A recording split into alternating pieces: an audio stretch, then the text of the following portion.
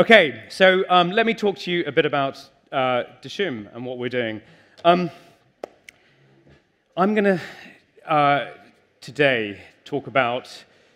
So I think the theme is no guts, no glory for MadFest today, and I was trying to think about how to interpret that, and I really wanted to maybe talk about this stuff: poetry, emotions, and heart.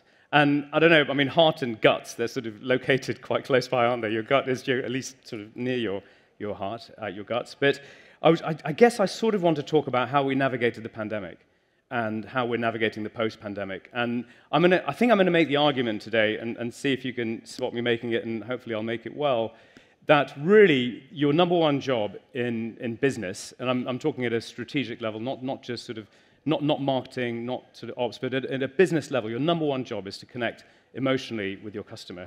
And everything else is, frankly, tactics. That's the only really strategic thing. That's the biggest thing for me. It really is. It's just think about your business in terms of poetry, emotions, and heart. Let me start. I'm going to start a little bit by talking to you about the inspiration behind Dishoom. Some of you may know this, and if you do, bear with me.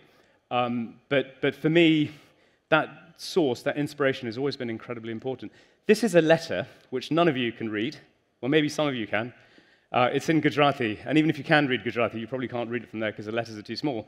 But you can make out the date at the top. It's the 22nd of September, 1978, which is practically ancient history. I was just 7, and this is the letter from my grandfather to my mum.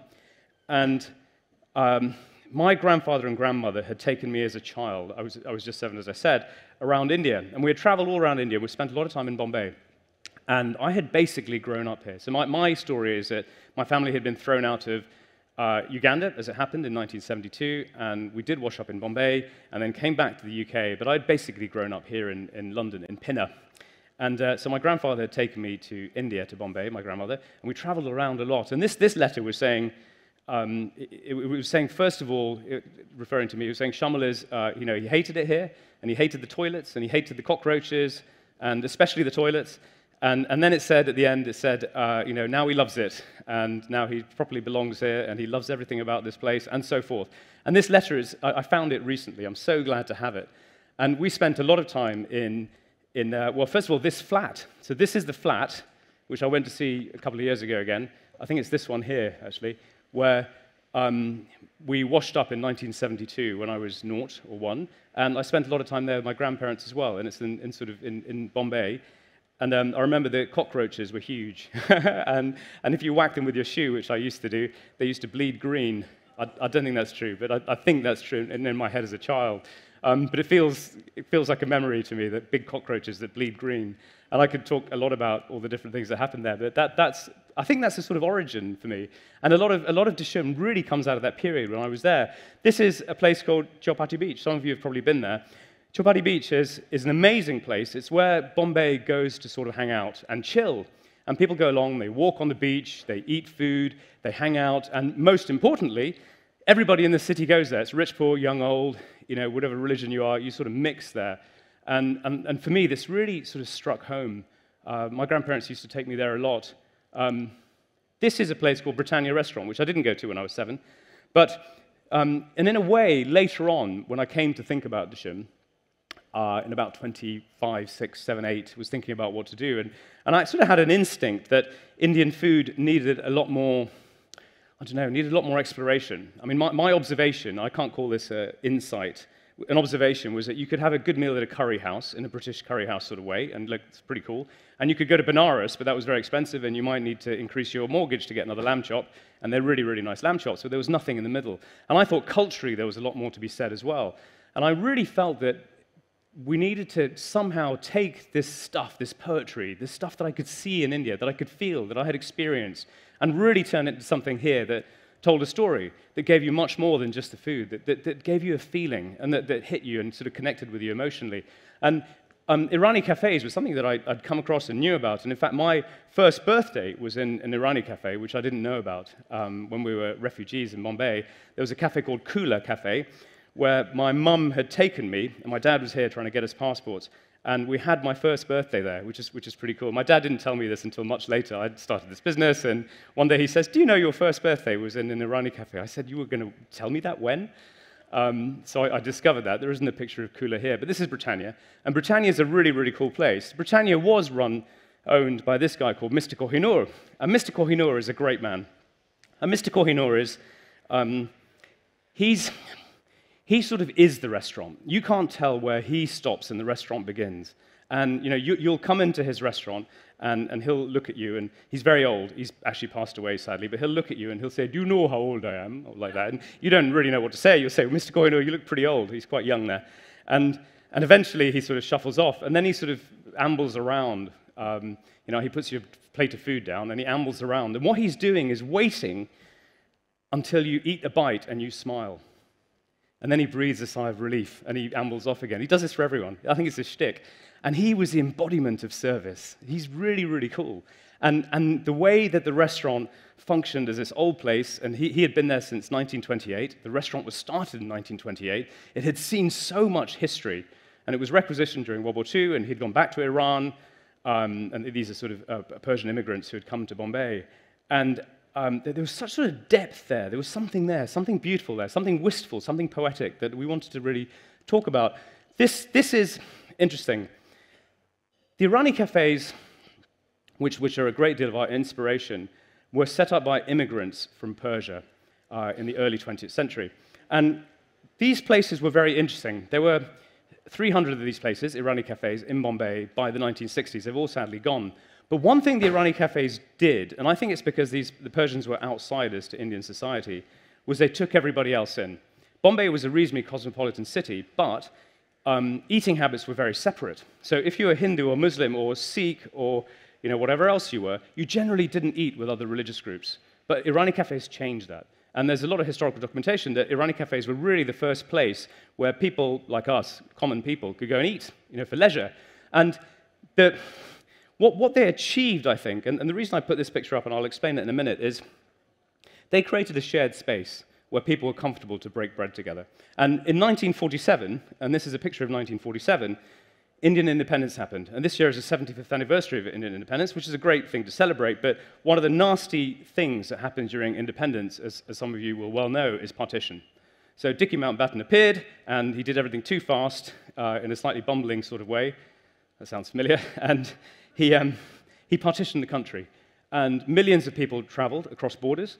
It was one of the biggest migrations of people, and 2 to 3 million people died. Everyone hacked each other to bits on the way, across from India to Pakistan and vice versa. Enormously, enormously tragic.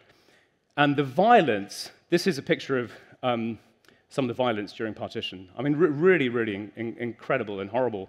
But the violence in Delhi and Calcutta was significantly worse than the violence in Bombay. Bombay was quite joyous. Now, one of the reasons is geographic, because Delhi and Calcutta are near the partition zones. But the other reason is that Bombay had a cosmopolitan culture which sort of made people not kill each other as much.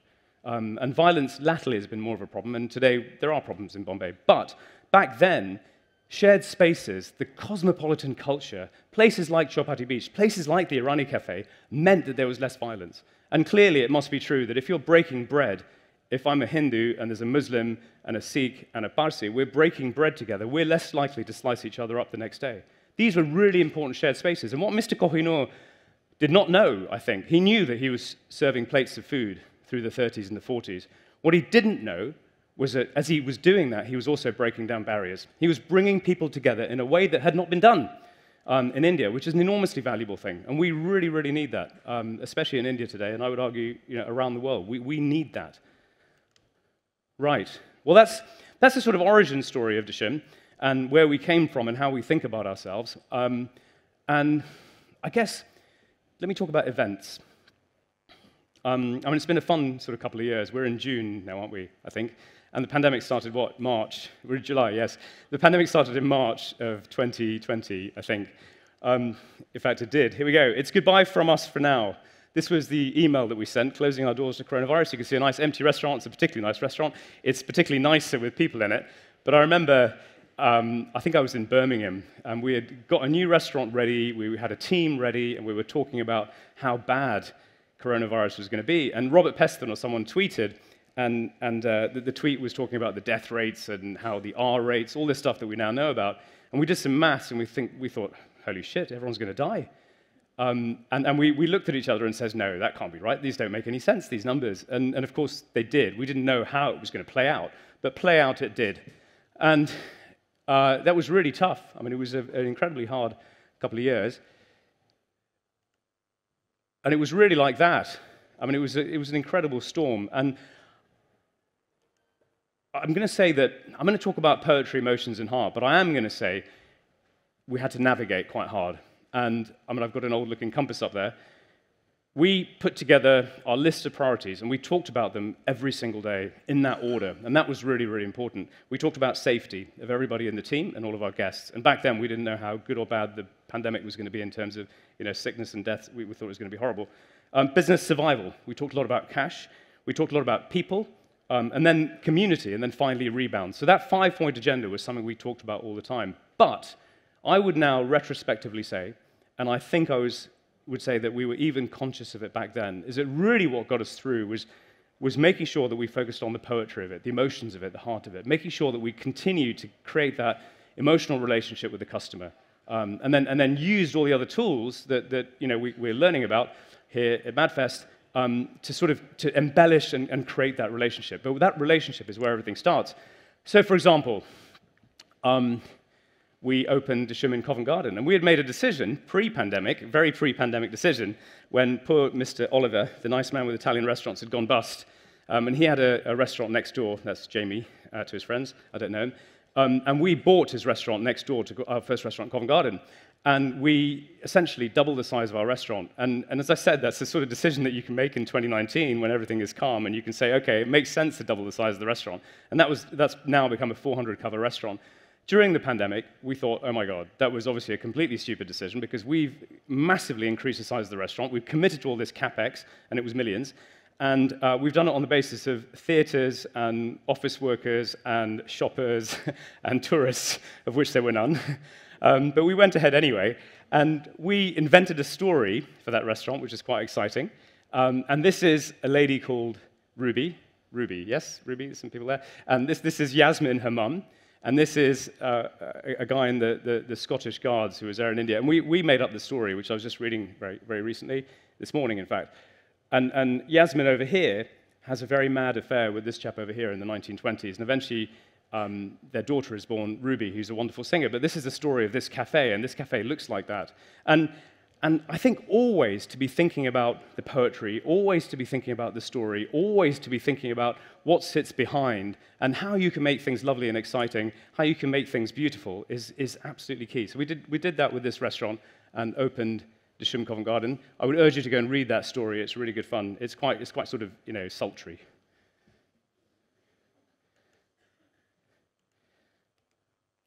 And then we launched a meal kit, as everyone did, and we took some time to do this, because we didn't really know what we were doing. No one did, but we didn't want to do it unless it was cool. And I remember one time someone tested this, and I think the poetry in this came from here. It's quite boring, isn't it? That's a bit of dough in a little pot. And the cool thing is, when you roll out this dough, and you put it in your pan, and then you put it under your grill, it puffs up really beautifully. And you can look at it in your grill. My grill's down here. And you can look at it, and it sort of puffs up like this. And eventually mine, because my grill is quite low, sometimes it touches the grill, and it bursts into flame, and I start panicking. But if you get the timing right, it puffs up beautifully. And at home, and I'm not any sort of skilled chef, at home, I get to make really, really good naan. Isn't that cool? And then I get to put the cream cheese on it, and I've got the bacon or the vegan sausages, and I can serve that to my family. And they're like, wow, Dad, this is really, really cool. And I think there was poetry in that. So then we sort of made that work. So we created the meal kit, the bacon naan roll meal kit. It's really, really good fun. And within 10 or 15 minutes, at home on a Sunday morning, you can have, I mean, in this case, mimosas, but you can have a fantastic bacon naan roll or a vegan sausage naan roll. And I think that the reason we were able to go there as a team is because of the fun of it. Because you looked in your grill and it sort of made you feel good because it was really, really cool. I think all of that is really, really important. We also, over my dead body, invented a delivery service. I was never a fan of delivery. I hated it. But again, the reason I think we put up a threshold, actually. We said we were going to close down the delivery service unless we made it as good as that we were proud of. And so we worked really, really hard on the design of it, the experience of it. I think one of the previous speakers was suggesting that we cut off lots and lots of dishes that didn't travel well. That's absolutely true. So we did all that. We reduced the menu, and we tried really hard to make it beautiful, which I think we did in the end. And I was really pleased with the way it expressed itself. What you can't see is on that bag, we write something at the bottom which says, "Hold bottom properly." And the idea, the reason to do that is we think quite hard about the way the Deliveroo driver brings your bag. We wanted him to present it to you as a gift. And because of that, we thought we'd put hold bottom properly, sort of implying that the bottom would fall out if you didn't hold bottom properly. So the Deliveroo driver then is a bit freaked out by the sign, so then he delivers it to you like this, which is really good, isn't it? It's really poetic, and he does do that. A good side benefit of that was when Simon Mayo tweeted. And this was one of my favorite moments of the pandemic. It was like a school bop, wasn't it, where Matt Hancock was groping, whatever, Miss Coldangelo's bottom. But, well, there you go. Hold bottom properly, Matt. I'm informed last night that the cabinet did have Dishoom food. Isn't that funny? I don't know how to feel about that, but anyway. I'm sort of thinking of Last Supper sort of photographs. Something else we did was we launched other stuff. We launched a masala tin. I show you this not because I'm very proud of this tin, but because I'm not. We launched this tin, and it was selling quite well. And it's a really generic tin. It looks fine. It's the one that my mum has at home. It's a spice tin. And it goes with the book, and it's quite nice. Why not? But we discontinued it because we just didn't feel it was any good. And it was making money, and it was selling, and people liked it. And why do we discontinue it? That makes no sense. And I would say that those decisions that you make to chop off profits that you are not happy with is really, really important. Don't do it if it's not cool, if it's not good, if it doesn't excite you. So we went back to the drawing board and we designed that.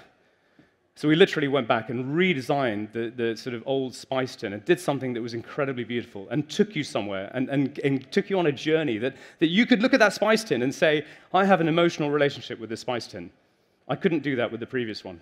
And now this spice tin, I think, is an entirely different thing. It's beautiful. It tells stories. It takes you to a place. It just feels great. And that took us about a year to develop. So we lost a year of sales on this spice tin that we could have been doing. And I really think it's important to do all of that. Let me give you some numbers. So all of that, so we did navigate, but all of that, and I think this is a result of poetry, heart, and emotions, gave us some quite good numbers. We went from 7 restaurants to 8.5. I say 8.5 because we expanded the Desumed Covent Garden restaurant, and we also opened Birmingham at that time. We also opened 12 delivery kitchens, so we expanded that business fast. Once we were happy that we were creating an emotional relationship with people, that the delivery product was good, not just good enough, but actually good, and we're still working hard on Delivery 2.0, on improving that even further, and sort of giving you much more sort of stuff and so forth. We were happy, but we've gone out to 12 delivery kitchens. 9 million is the number of meals we had donated to charity pre-pandemic. We managed to get that up to 15 million meals, which we've just achieved just now, which is something I'm really, really proud of. And I think it's a direct result of what we did in the pandemic. 1,000 was the number of team we had pre-pandemic. We're now at 1,450. And 100% is the number of jobs we retained in the business. We didn't lay anybody off.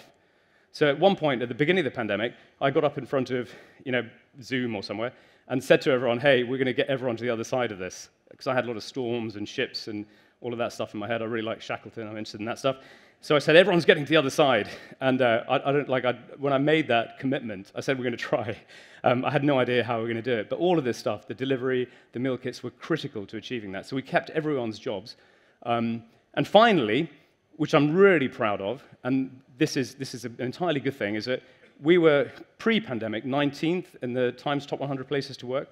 We managed to get ourselves to number 4. And we managed to get ourselves to the 12th best company in the UK on Glassdoor, just below Google and Apple, I think, and above Bain and above Goldman or something like that, which is pretty cool for a curry house business. So I think the numbers sort of speak. And I think if you could look at these and you'd say, oh, well, very good, shrewd financial management and really clever tactics and focusing on the right things, that's true. But the right things for me are the poetry and the emotions and the heart. More events. So I thought post-pandemic was going to be like this. I was all excited. We get back into our rhythm, and it's going to be calm, and we can see the future and expand. It's going to be brilliant. And instead, it was like this.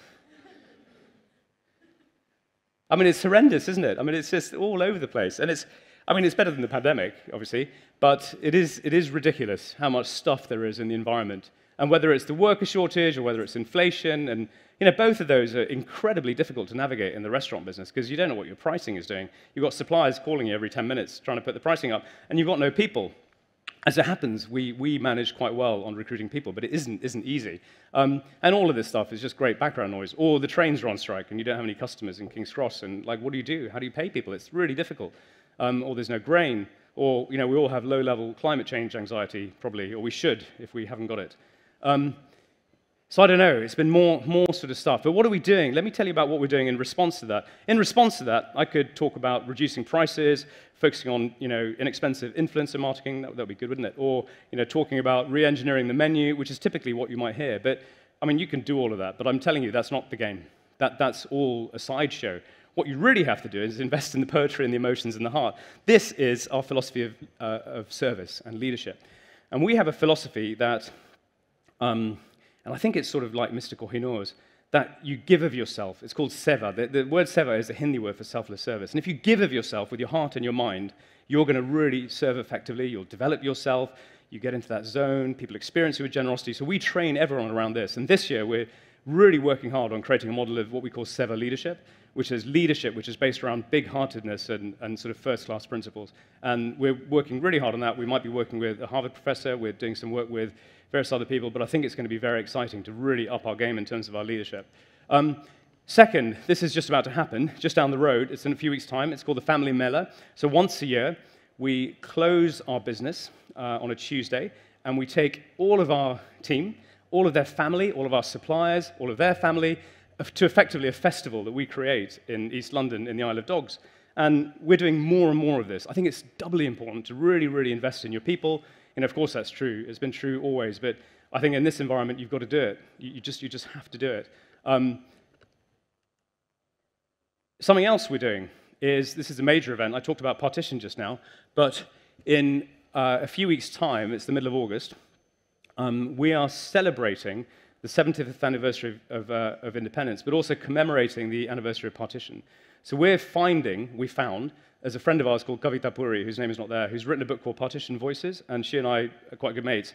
She has done the work of finding the real people who were there at partition and telling their stories. So we're literally bringing some of the survivors who were there 75 years ago to come and talk about their experiences during partition. And some of these people have never told those stories.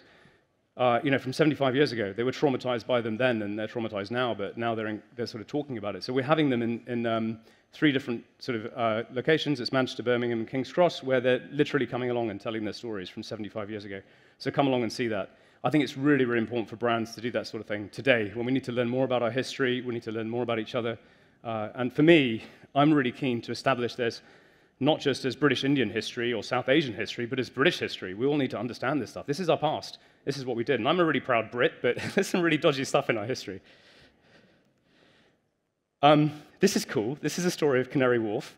This is stuff that I'm not meant to show you. And in Canary Wharf, it's not a scandalous affair. It's not a Scots guard knocking up a beautiful Bombay girl. It's the story of a financial swindle. So in Canary Wharf, we've invented a guy, and we've done some real work on what financial swindles are like. I've gone back and done the reading on Ponzi. He's a real person. And we've invented a guy in the 1970s who, he's a really cool guy, wrong side of the tracks. His dad owns an Irani Cafe, inevitably, and he gets really good at investing in the Bombay Stock Exchange. His community asks him to invest. He gets good at that, except one day he makes a big cock-up, and he loses all of their money. And in order to not lose face and to honor his commitments, he has to create a Ponzi scheme. So he has to recruit more capital in to pay out as he goes. And eventually he gets found out, and that's the sort of basis of this story. So we're inventing a story in the 70s, which I think will be very exciting. So it's quite cool. And that's the restaurant as it's going to be. I don't think it's come out right, but it's okay. But it's pretty cool. You get the general idea. So it's going to be quite a beautiful restaurant. That's a render. So come along and see that when it opens in November or December. I'm going to see if I can get it up right. No, okay, good. But so we're doing that come November. But I'm going to talk about this, because this is important. This was a book that made a great impact on me years ago, and you guys might know it. Do you know the book Love Marks? It's a really good book. I mean, it's quite old now. I don't know how old it is, but there's a guy who was CEO of Saatchi at the time, Kevin Roberts, and he says this: the essential difference between emotion and reason is that emotion leads to action, while reason leads to conclusion. I just think that's right. You know, I still have a Soho House membership, and I hardly ever go there. So it's a really expensive cup of coffee, and that may be true of many of you, but I'm not sure why I keep it. And I think it's this emotional connection that I have that I feel like I really want to go there sometimes. But it literally costs me 300 quid for a cup of coffee because it's £1,000 a year of membership or whatever it is. And I think investing in that emotional relationship with people is exactly what you have to do anything. And if I bring it closer to home, and I think this is better, actually, this is a better formulation. This is my dad, and he died in 2017, which was a tragedy. But he said, he used to say this a lot, he used to say that for something to really, really succeed, it's got to have a little bit of poetry at the heart of it. And I feel that is true of everything you do. That's not just true of a business or a restaurant or something that we do with people. I think it's true of everything. I think it's got to be true of marketing copy. I think it has to be true of an image that you post on socials. I think it's got to be true of whatever it is that you create. It has to resonate with you in some way. It has to move you in some way. Otherwise, don't do it.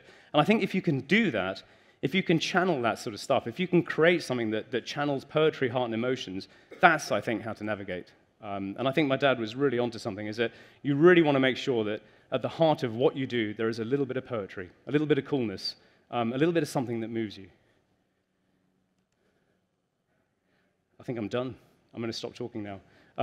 But I'm just going to say thank you for listening to me. You've heard me sort of rant about poetry and talk about sleazy affairs in mid-century Bombay. But come to the Canary Wharf restaurant, of course. But I really appreciate you guys listening, and you all look really awake, so thank you. I appreciate it. Thank you. That was super, thank you. We've got some questions. Oh, yeah. Yeah. There's one in here that I love because it clearly, like what you're talking about, is really inspiring people to go out and do their own thing. So, anonymous, I wish you guys put your names down, not that I can say them. Yeah, don't be anonymous, goodness. I know, I'm a marketing director working for a large corporation, but all my life, my passion has lay with food, and I'd love to have my own cafe, and I've got a great concept. Where do they start? Yeah, good question. Did you like the other one? No, that's a good question. That's a good question. I do have somewhere, you're welcome to email me, I do have somewhere Shamal's 7 rules of starting a restaurant. But I'll give you this, though, so I don't know who it is in this room, but I think once you've got your business model cracked and understood, and I'm not going to tell you it's not about the business model, because it really is. You need to understand your revenues, you need to understand your costs, and you need to understand your fixed costs, so your variable costs, your fixed costs, and you need to understand your profitability and your capital, right? So that's not optional. Those are entry stakes. You have to understand that stuff to come into the game. But once you do that, once you know that, and maybe in conjunction with that, you need to do 3 things. It's really, really simple. This is going to sound trite, but I'm going to say it. You need to make sure the food is awesome, so you have to have awesome food and drink, you have to have awesome service, and you have to have a happy team. And then once you've understood your business model, really figure those things out. And then the third thing I'll say is you've only got 2 levers. Once your business model is fixed, you've only got 2 levers that you can pull, literally only 2 levers. One is culture, and one is process. And pull those 2 like crazy. When you repeat something, ever, make it a process. So if you find yourself doing something 2 or 3 times, 5 times, 10 times, make it a process. If there's something that really can't be defined, then make sure you're training it, make sure it's culture, think hard about your culture, and if you do all of those things, I think it'll work. Now, obviously, that's generically true, but I think that's how you should think about your restaurant, whoever it is in this room. Great, and one more question, because I really want to know the answer to this. What are the challenges when marketing Dishoom to a Western audience? Oh, that's a great question. It is, isn't it? Yeah. That came in really early. A Western audience.